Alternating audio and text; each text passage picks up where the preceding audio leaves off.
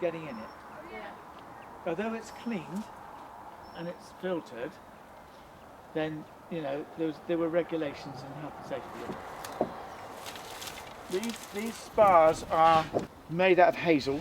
You can get some willow spars, but it is mainly hazel, and they're quite locally made. I think the wood for these spars came from Stockbridge Way over in Hampshire, and I've got a couple of people who make them for me, and you can either get them split into lengths and pointed but not twisted, so they usually have to be twisted like that, and that works as like a sprung staple to hold the thatch on. Goes into the thatch and stays in there holding the thatch on. If you're really lazy, you can get your spar maker to actually twist them for you and put them into little pre-packs for you, which means that he's ensured that you're going to use every spar rather than twisting one and it snapping because it's gone dry. They can come in all different sizes, lengths.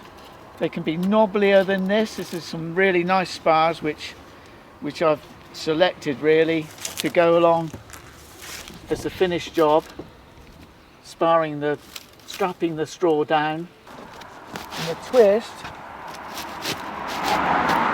will go in like that every so often, like stapling it on,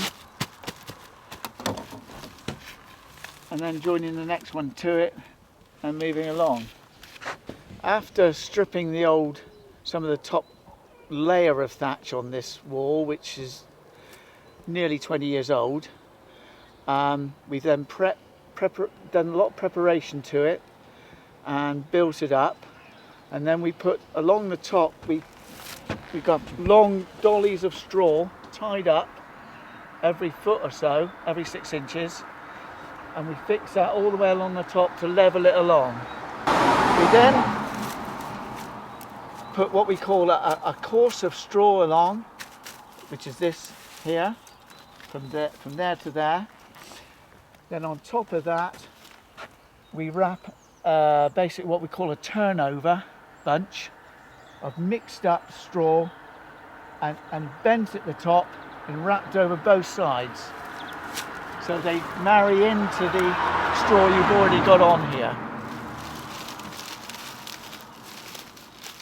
The straw we've got there is fixed by means of the hazel spars, which you can see there, and you can use a hazel strap going along, or you can use a straw bond, what we call a straw bond. That's what fixes the lower bit on. That all gets covered up by the top turnover, but then of course you have to tame that turnover down. So that's what I was just doing just there, is strapping it down. And we usually strap down the ridge over there. We got 3 rows. We usually use 3 rows, one at the top, somewhere about there. You can see how hard that is. It's pretty solid there.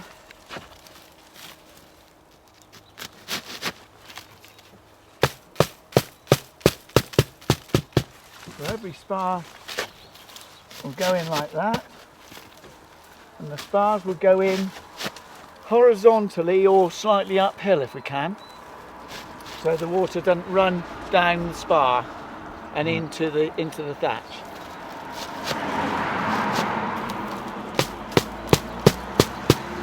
The next layer, the next strap will be somewhere like there.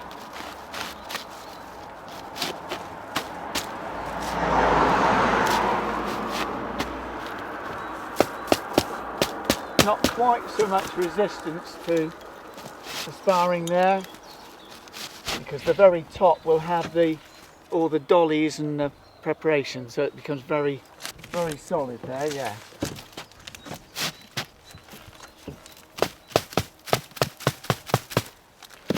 still really have to use a mallet because your hand will just ruin the palm of your hand if you carry on. We do occasionally get the new build.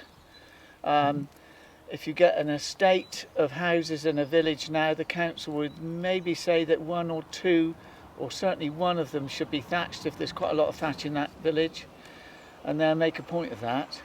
The house is of course built with the building regs of the ceiling heights, so it's rather a tallish house now, whereas a lot of cottages are a lot lower. We can go back. There's some cottages we've worked on are 1500.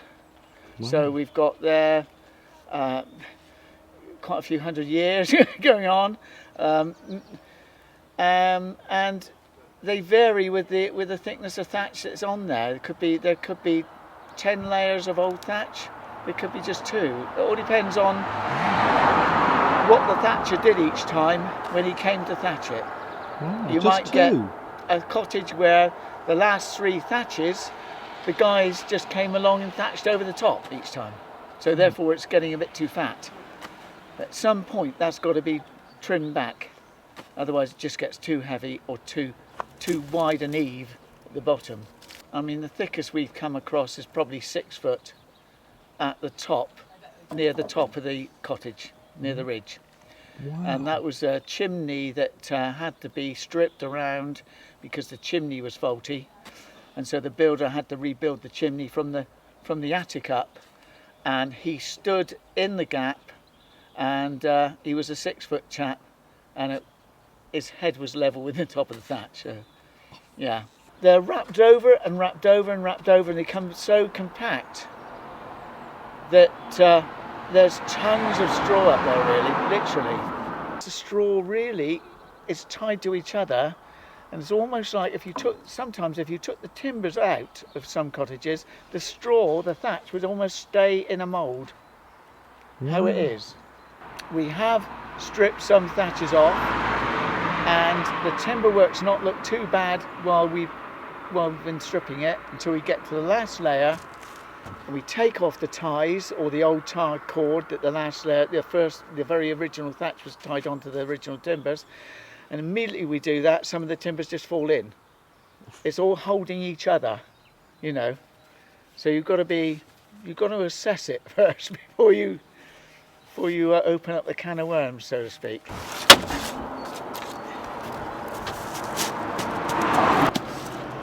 That's generally the strapping of it, and it'll go all the way along like that, and then some thatchers would maybe put a cross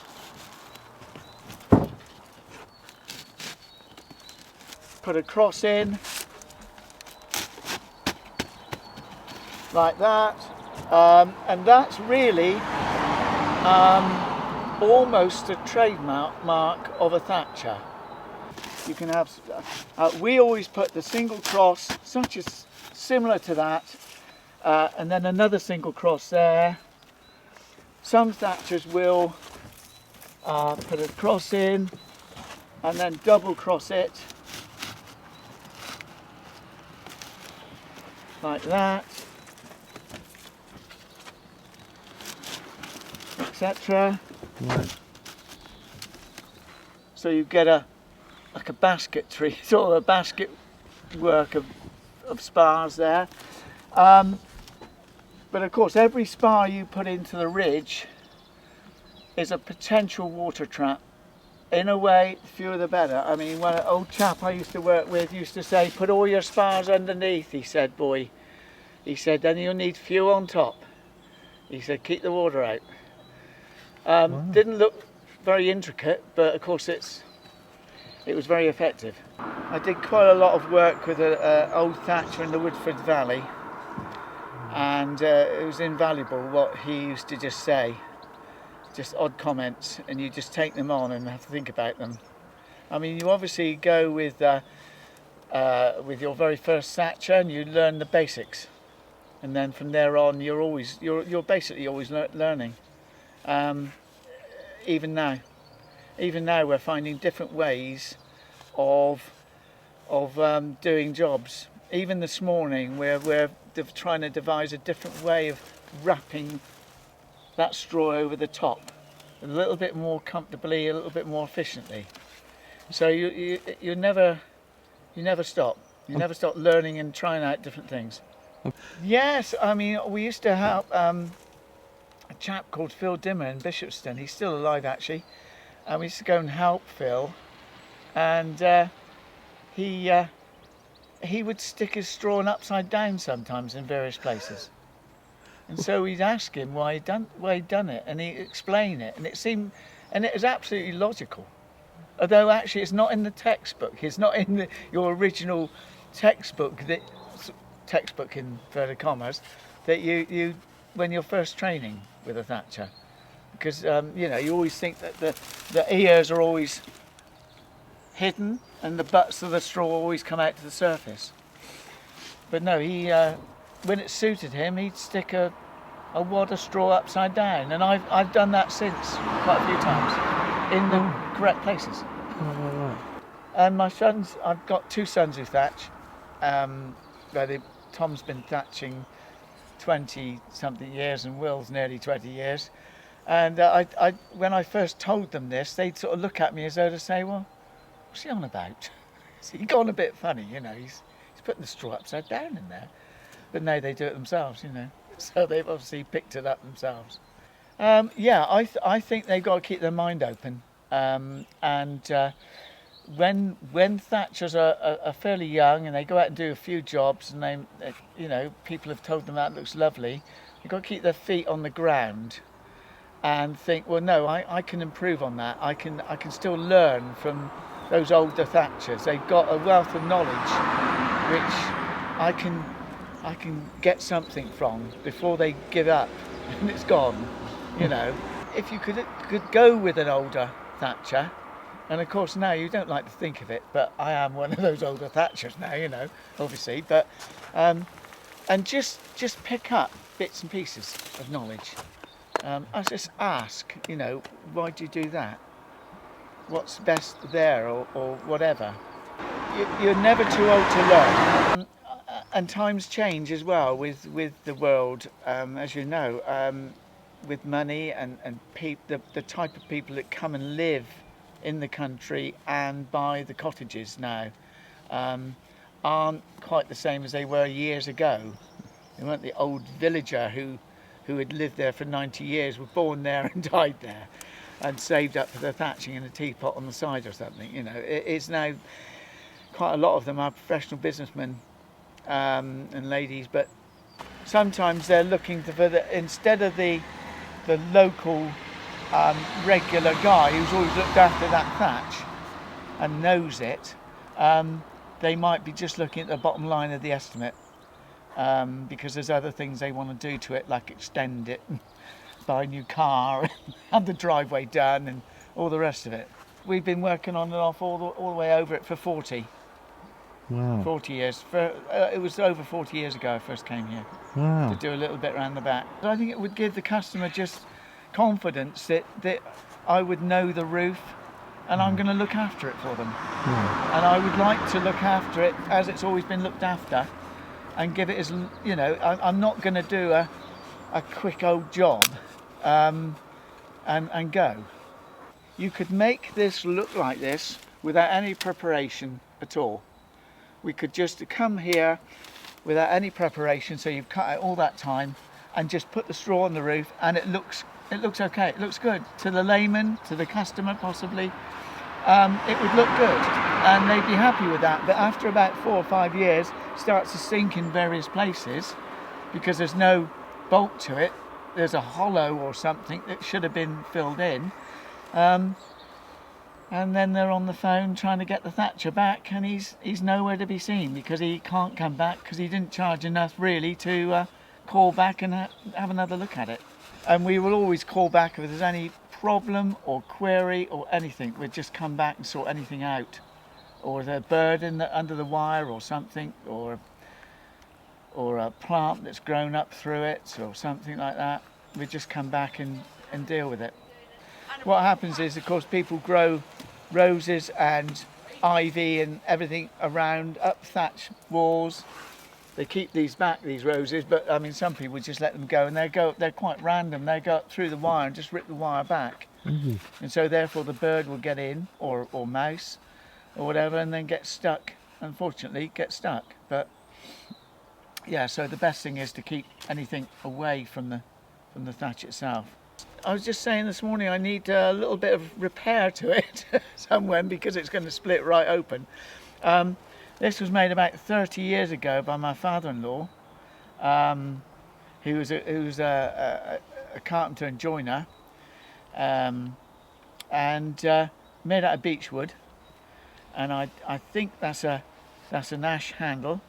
What I've got on one side, I've drilled a load of holes in it to give it some grip, so that I can use it as a little, what we call a legget, which is the tool that we use to, shall we say, dress the straw up into place. Right. Oh, so you don't cut it off the bottom; you dress it up into it. We dress it up into place.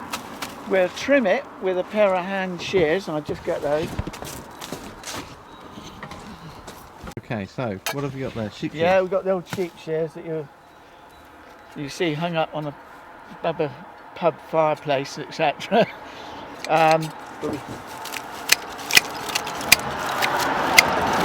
We'll trim this down.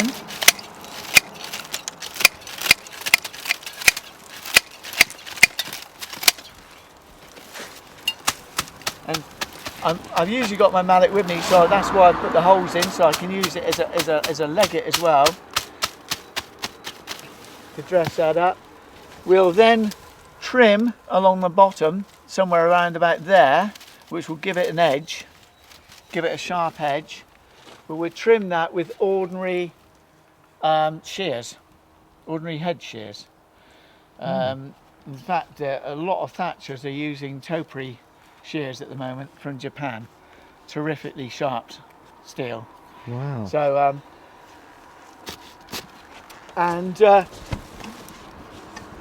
we'll trim it all down, we'll tidy up the top, we'll trim off the little bits that stick out, and then the wire will go over the top. Of course, the wire will then wrap down over the whole lot and tuck in underneath, get fixed up underneath. So I know we mentioned this earlier, but what's the big difference between, or is there a big difference? What's the difference between doing this? So tell us, you're doing a wall here. What's the difference between that and doing the roof of a house? Well, the roof of the house, I mean, this is the same as any ridge on a house. The eaves that cut along the bottom are almost the same as any eaves that you'd find on a main house. It's just really the bulk in the middle that you haven't got on the wall. You've got a small area rather than a big area on a cottage. So it's all finish, it's all detail really on a wall. Are you going to put a... All from there just flows straight into the straw that's there. So there's no cut block pattern as on some cottages. Is that just because walls don't need to be as fancy? Or yes, basically. Yeah, it would look just too heavy on a wall, too detailed, too fancy. Yeah. The other thing is also that most, I should think 70% of cottages in Wiltshire have got the plain finish.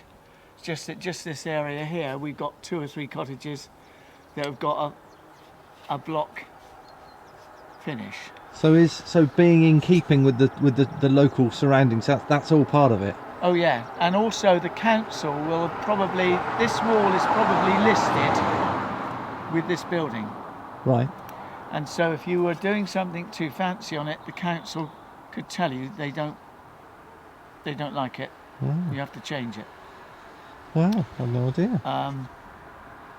But with all these 3 cottages here in this area, they would all be listed, but they've already got the existing pattern ridge on it. So it would be like for like for those. Right. So you can't vary that then once it's there, or they wouldn't mind you putting a plain ridge onto the cottage, but they wouldn't want you changing from a plain ridge to a pattern ridge. Right. Okay. So they go one way but not the other. They go traditional but not back to untraditional. The mallet, well, obviously I use it as the mallet to tap in everything that I'm strapping down here. I've also got 3 nails that poke out that side. Yeah, I saw that. Oh, which I use as a wire tightener. So when the wire's on and I just want to tighten the wire back to the thatch, I can just twist it like that within the netting and it pulls the netting up tight. Wow. Yeah. That's a clever yeah. idea. Yeah, I'm patenting this because there's not a lot of market to that sort of thing anyway. But so it's a multi-tool really. It's one of the multi-tools you can get. I have got a new mallet which is sat in my van, waiting to be used, waiting for this one to give up. But he's been sat in my van now for 4 or 5 years at least. So not so keen on the new one yet then? No, he's done a couple of days, but he's still in the early phases. But that's also a beach head on it. Wow, that's beautiful. With probably a piranha pine handle. Piranha Again, made by my by my father-in-law. Was it he who got you into thatching, or was it something you always wanted to do? Where did you get the idea from? No, I was always helping with my father on the farm all through every summer from the age of about 11. And for sort of 6 weeks he'd be on the harvest earning, I don't know, about £50 for the whole time, you know, which was great. And I thought, well, I'm gonna carry on doing this. And so on my last sort of holidays from school, from secondary school, I managed to stay on the farm till October until my mother said, no, you're not going to carry on doing stuff that your father's done. You should be working in insurance or banking. So she happened to have a friend who worked in an office in Salisbury who got me an interview. I thought I'd try and fail the interview, but I was obviously the only person going for it. And I got the job in some office in Salisbury, which I didn't like at all. I stuck it out for about 3 years, and I saw the local thatcher in the pub and asked him how it was going. He said he was so busy he could take on 15 blokes. I think he'd had a couple of pints. And so I waited for a week and I phoned him up. I said, you know, remember what you said? I said, would you take me on? And he sort of stumbled a bit and said, yeah. I'm not sure that he could have taken on 15 blokes, but he did take me on. Well, there was 2 or 3 reasons. I wanted to work outside from very young. And so the farm work in those days, it's changed now. Of course, you sit in the tractor all day with a computer. But farm work in those days was on an open tractor without a cab, and a lot of it was footwork. You know, you did a lot of manual work in those days on the farm. So I thought that would be good. But thatching then seemed to be the next step, nearest thing I could do. So I sort of targeted the local thatcher really. I thought I'd ask him how it was going. From there, obviously, as I said, he took me on. And were you a natural to it, or did it take some work to get you going? I think I probably was. I think you have to. It's quite a shock for anyone who isn't used to the weather that we get, and of course it's lovely on a nice May day or September afternoon with the sun shining, but when it's sort of mid-July and 35 degrees, or midwinter and -6, and your hands are stuck, neatly stuck to anything metal, or you're up on top of the roof and the wind's from the east, you know, yeah, it can put quite a lot of people off. But I was already quite hardened to that anyway, I think. Through the farm work. So that might be that might be your worst day then, on the ridge line at -6 with the wind blowing. What would be your idea of a best day? Oh, a best day would be about 70, 75 degrees. You know, a little bit of breeze. And is there any particular sort of property or sort of roof or what that you enjoy doing more than others? Yeah, one right out the way. Down a little lane somewhere. Is that because people stop and talk to you and interrupt the work, or yeah, just? It's great when people do talk to you, but sometimes on a public footpath, you tend to sort of almost tend to think, I can't talk to everyone. You know, you have to sort of put your head down and look busy a few of the times, you know. Yeah. But certainly during the last lockdown that we had, we were working down a little lane, and I thought this would be just an ideal spot. And it ended up being a very popular footpath down to a river. People, it was like a football crowd coming by, you know. So how far away do you work? Where's the furthest you've been to thatch somewhere? I suppose the furthest we would go would be about 25 miles, and that would be, we wouldn't want to go any further than that. Is that because it's a bit territorial, or do you just don't want to go that far? No, it's not really territorial. Not nowadays. Not with the travel and everything. It used to be more like that. But no. It's just basically you don't want to be sat in your vehicle for 2 hours a day, really. I mean, I suppose it averages out 5 to 10 miles away. That's pretty good then, to be able to work it's good. nice to home. Is that one of the things that's never changed about thatching? There must be quite a few things that I think so. Stayed fairly universal to. Yeah, I think thatchers don't always do everything within their own village or village areas. You know, the surrounding villages. They don't always do every job. And you're right. Yes, it used to be more territorial. When I was training, there used to be a gang in the next town or near the next town who the chap I was working for used to moan and groan about because they used to get a job in the village that we were working in, you know. We have had one occasion where we were down almost out of our area years ago, down in Dorset, and the local thatcher, or a more local thatcher, he came along the road, and we are convinced that he was sort of driving near us, far too near us. Whether he was or not, I don't know. But yeah, there's probably a bit of rivalry there. And you say both your sons do it, and Yes. I've seen one or two. I know one or two other thatchers about. How many thatchers are there in this area around Salisbury now compared to when you started? I don't think it's changed an awful lot. I think there's about 50 in Wiltshire, all in all, which sound quite a lot. But there's a lot of thatch. Sorry, start that again. Yeah, there's a lot of thatch in the Pewsey Vale area, etc., and certain areas in Wiltshire. Yeah. So round here particularly, there's a lot of work for thatching. Yes, there is. It stayed fairly consistent. It goes up and down with the economy and everything else. And with the thatchers who are in there, I mean, you might get some thatchers who take on 4 or 5 lads.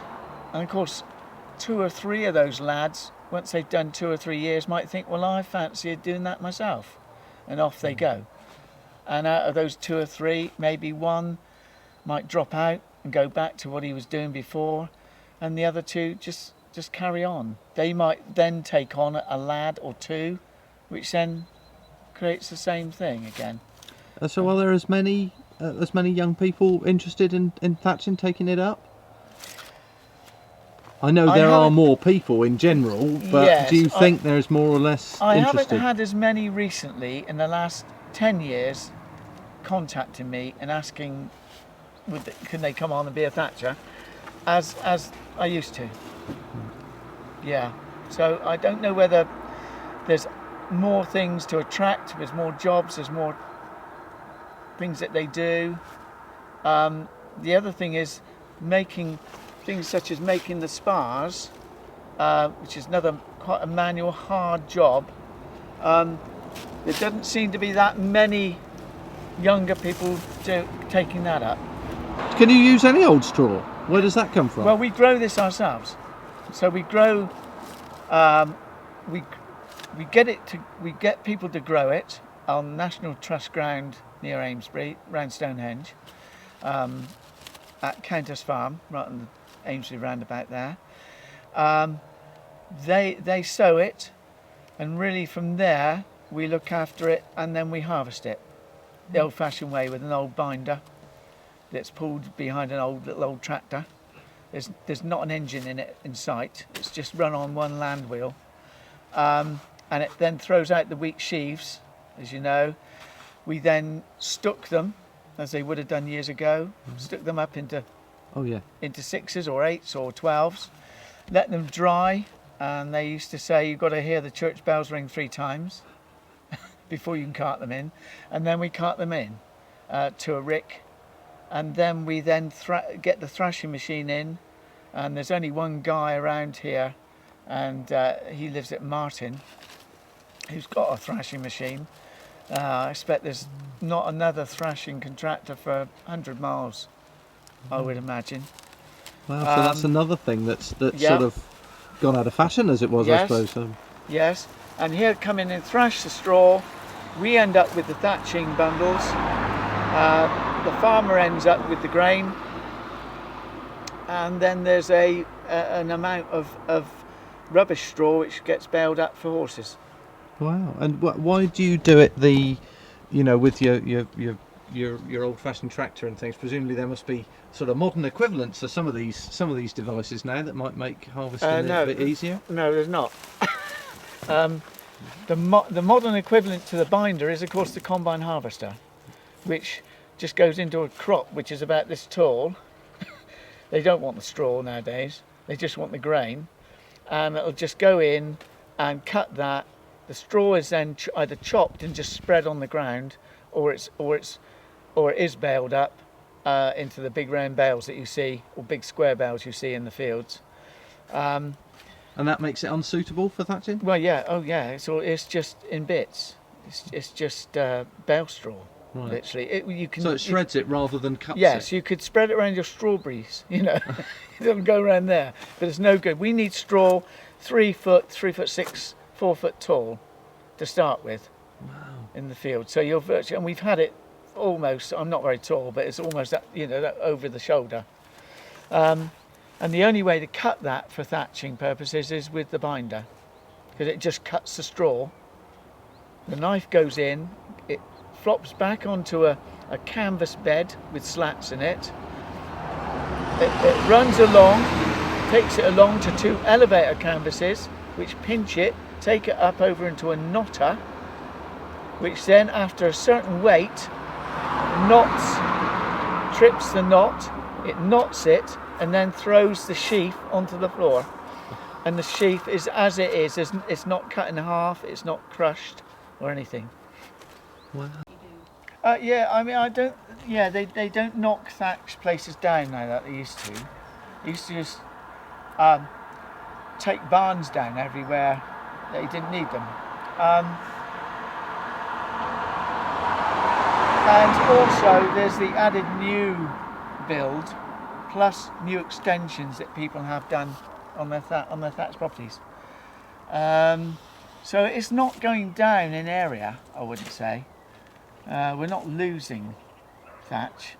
They're not making thatch walls anymore. There's very few of those, because actually, who really wants to cost?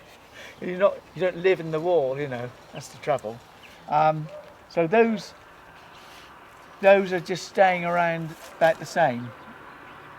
But I would say probably the area of thatch, if anything, is getting a little bit larger, slightly. Yeah. There was a time, probably back after the war, where they were short of thatchers. and if the thatch needed doing, they'd probably cover it with tin or something, or tear it off and put some other roof covering on. There weren't the restrictions or listed buildings regulations or anything in those days, of course, so they were able to do anything. As you look back in any street view of a village, there's always a thatched cottage or two that isn't there anymore. They just started to fall down a little bit, so they pulled it down and built a new bungalow or something.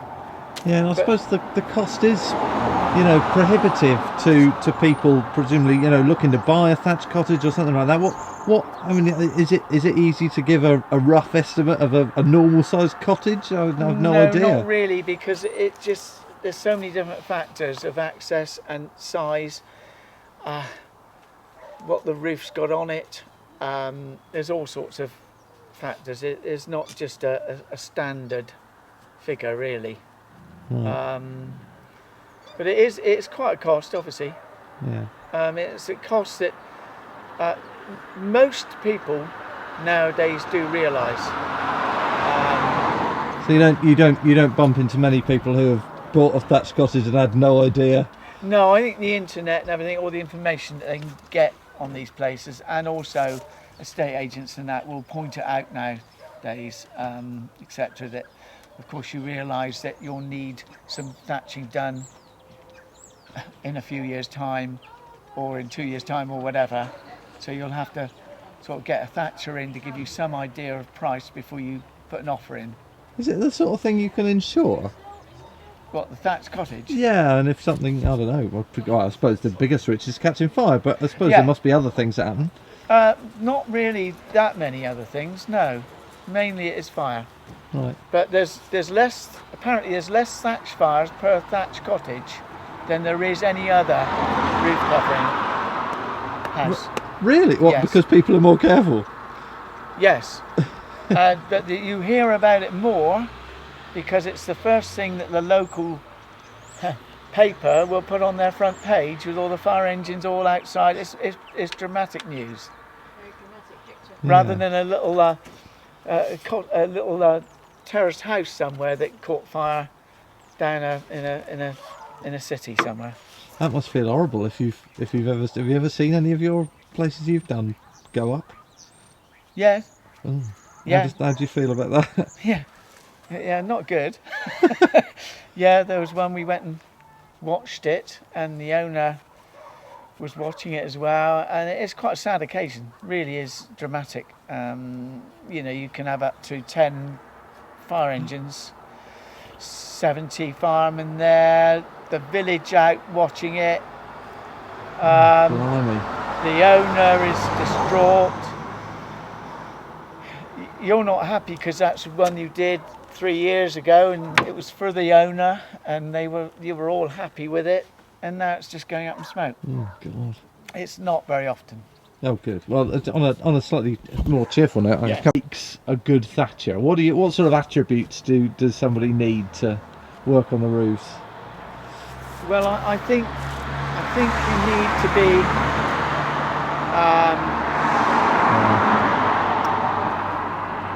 I think you need to know what you're going into.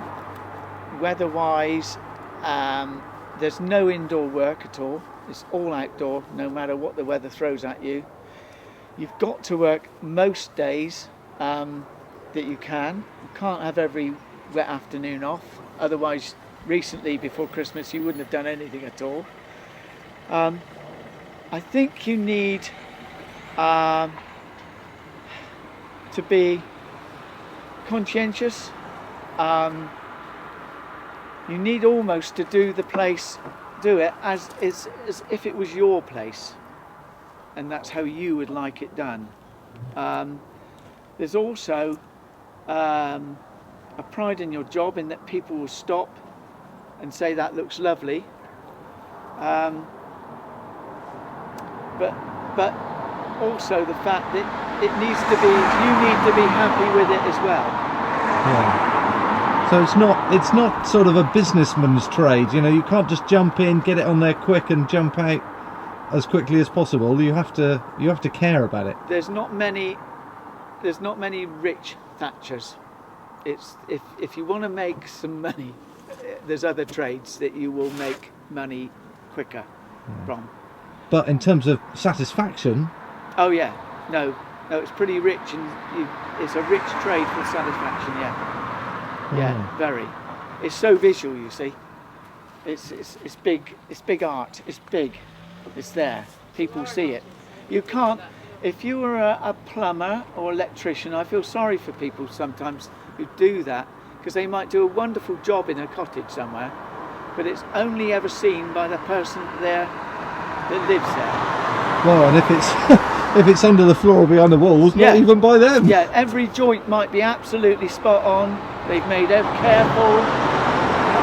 Everything's just so, but no one else can see it. So I do feel sorry for those sort of people there who are very conscientious in their jobs. On the other hand, they could do a rough job and no one would see it as well. The other thing is with the thatching is, of course, it is all quite visual, quite open. People can come and have a good inspection. They may not know what they're looking at, but Like you know there. a good one from a bad one, I guess. Yeah, people do. Some people have more idea than others, obviously, of what is good and what isn't. And So how do you feel when you've finished a particularly big roof that might have had some slightly more intricate stuff on the top there, and you've got it finished and you stand back and look at it? How do you feel? Well, we just finished a job at Broad Chalke, the last job, and we're going back down just to replace a tile that the scaffolders, obviously the scaffold was on a tiled roof, so we're just going back there. And at the same time, we will go up and we will just what we call tweak around the bottom there, because we couldn't see the finished job because the scaffolding was up. Right. We needn't do that.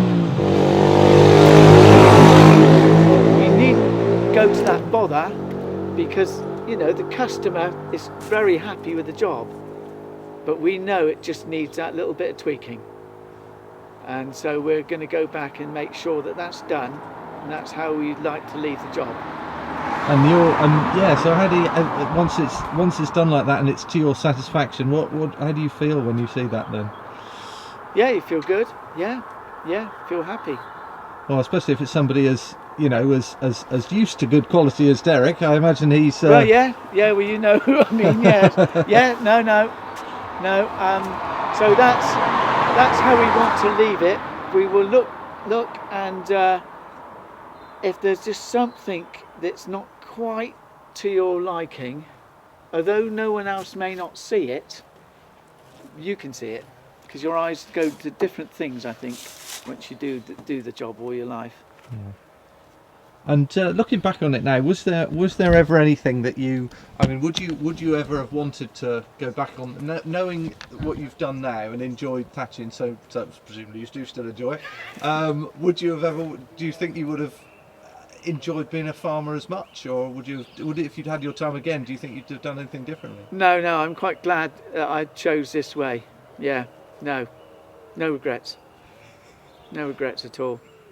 And I'm quite happy. I'm quite really proud and happy that my sons took it on. I didn't think they would, and I didn't push them to it. But they're both excellent craftsmen as well, who I can just leave them on the job. But they're doing their own jobs anyway. So I'm really quite proud of that. So your wife didn't push them away from that like your mother did you from farming? No, she didn't. No. Because she could see you were happier in it than perhaps your father was farming? I think so, yeah. I think there's something, if you can go home at night and know you've done a really good job, that's the main thing. Yeah, that's the main thing. Isn't it? Yeah, super. Oh, that's fascinating, Brian. Thank you.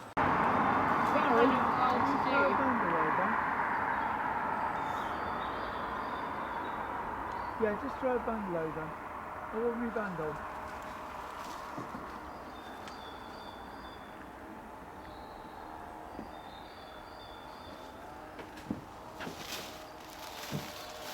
That's what we're talking about with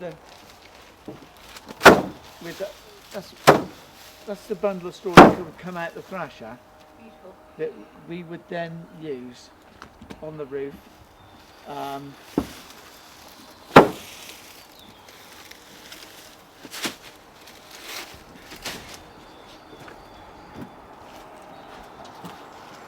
take it by Simon Farmer. Yeah, we use this.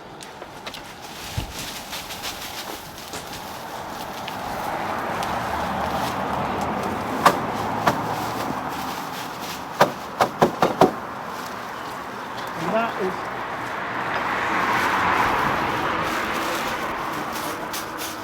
that's what you see. That's what you see just there. Is that?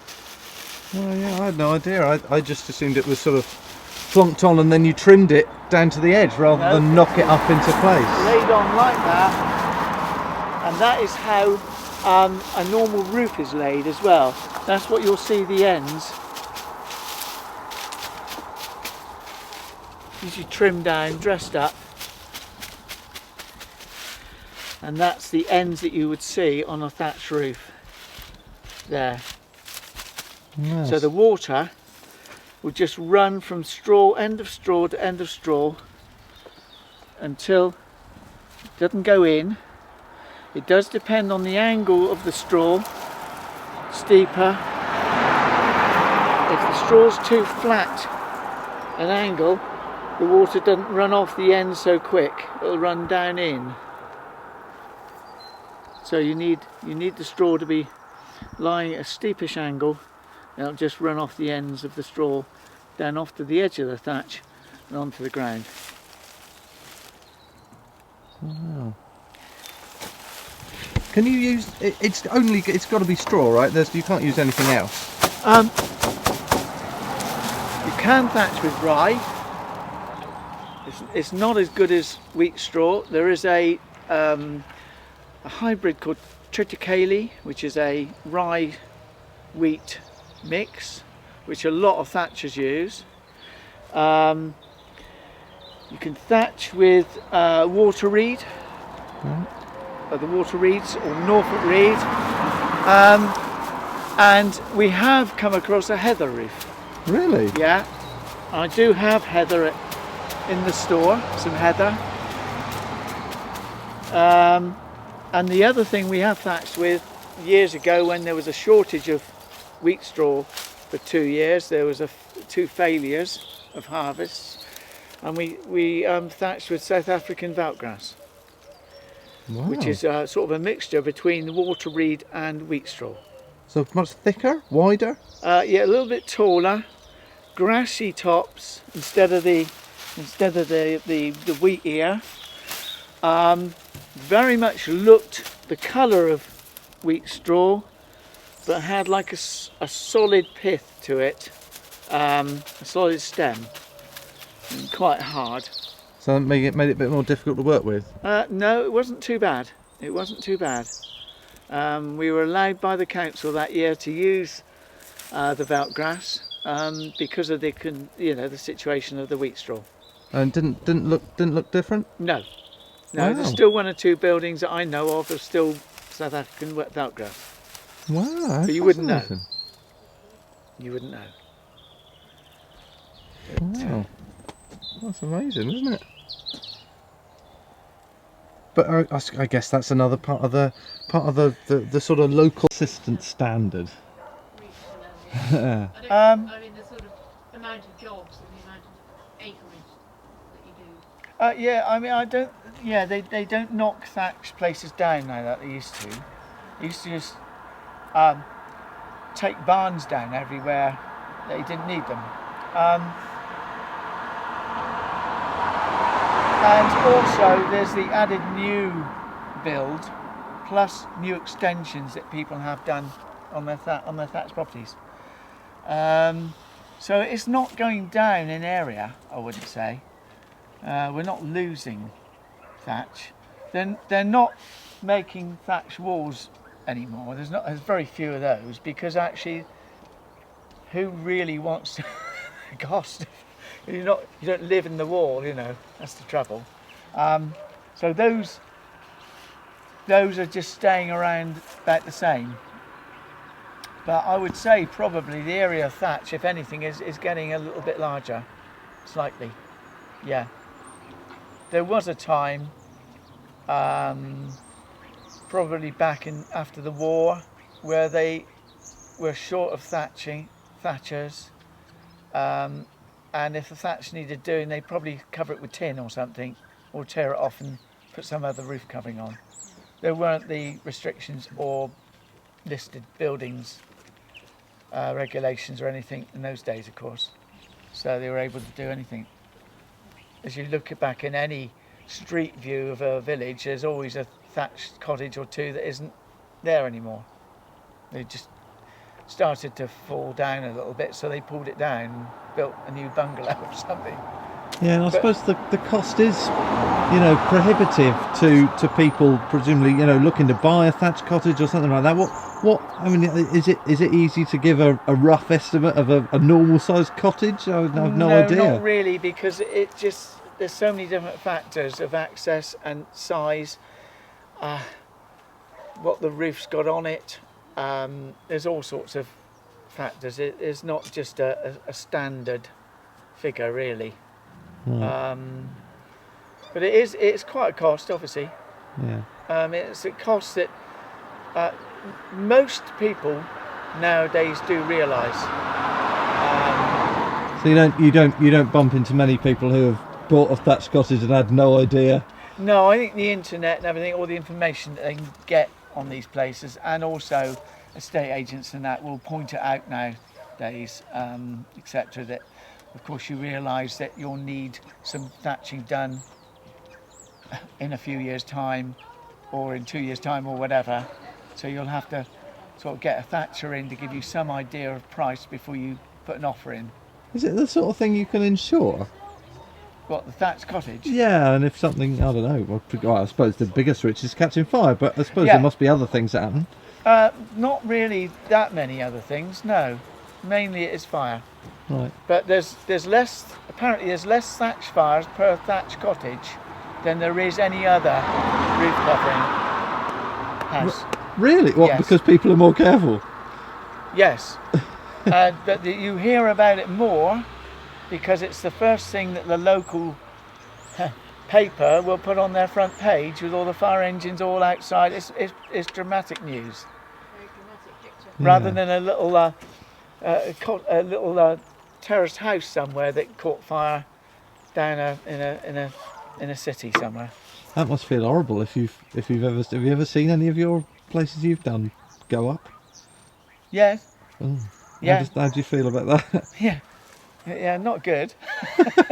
Yeah, there was one we went and watched it, and the owner was watching it as well, and it is quite a sad occasion. Really is dramatic. You can have up to 10 fire engines, 70 firemen there, the village out watching it. Blimey. The owner is distraught. You're not happy because that's one you did 3 years ago, and it was for the owner, and you were all happy with it, and now it's just going up in smoke. Oh God. It's not very often.